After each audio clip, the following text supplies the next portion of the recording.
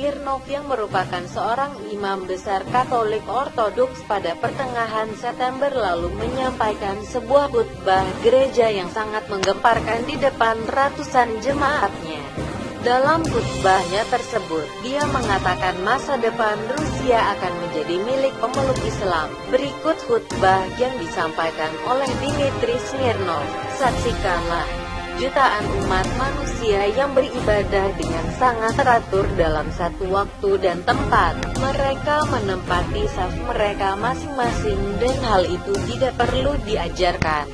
Mereka berbaris dengan tertib, tanpa harus diperintah. Lalu di mana kalian melihat penganut agama Kristen di seluruh dunia bisa beribadah bersama? Dan hal itu sama sekali tidak ada dalam Kristen. Kalian tidak akan pernah melihatnya, ujar imam besar Katolik Ortodok di depan ratusan ribu jemaatnya seperti dikutip dari Twet Bulletin News Rusia. Lihatlah mereka. Kaum muslimin kerap membantu dengan sukarela tanpa berharap imbalan.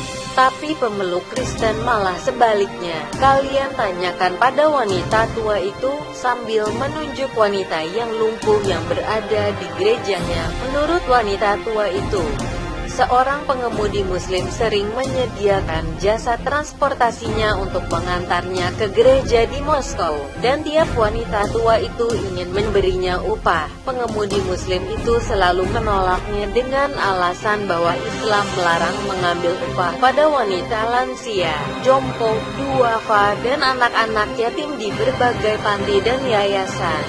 Dengarkanlah persaksiannya. Padahal wanita tua itu bukan ibu atau kerabatnya. Tapi pengemudi muslim mengatakan dalam Islam wajib menghormati orang yang lebih tua.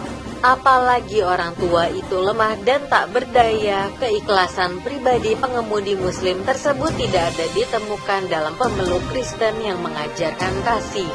Tapi pengemudi Kristen bisa tanpa belas kasih meminta upah atas jasa transportasinya pada wanita tua itu. Dia mengatakan layak mendapat upah karena itu adalah profesinya sebagai jasa transportasinya. Seorang muslim justru lebih dekat dengan sang Mesias, tapi orang Kristen hanya ingin uang.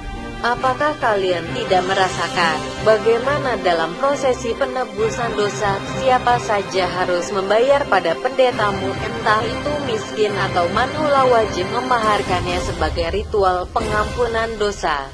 Ratusan jemaat yang mengikuti misa imam besar Katolik itu hanya terdiam dan merenung. Lihatlah juga seorang muslim tidak tertarik untuk mengambil upah pada orang-orang lansia. Mereka begitu ikhlas dengan sukarela membawakan barang-barang serta belanjaan wanita tua itu sampai sang wanita tua itu hendak berdoa ke gereja. Sang pengemudi muslim setia antar jemput wanita tua itu. Inilah kenapa saya mengatakan masa depan Rusia akan menjadi mayoritas pemeluk agama Islam dan negeri ini akan menjadi negara Islam.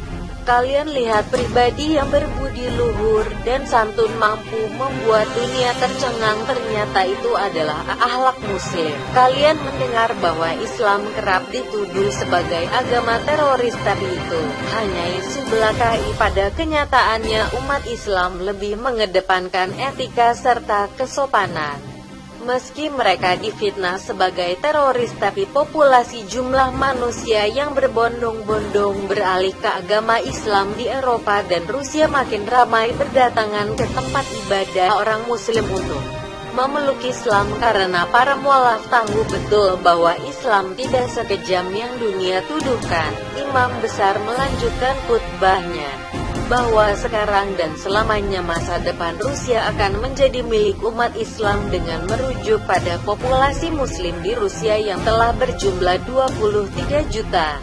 Sementara pemeluk Kristen mengalami penurunan menjadi 18 juta, sedangkan sisanya masih menganut komunis. Ini sebuah fakta bahwa Islam sekarang menjadi agama terbesar di Rusia.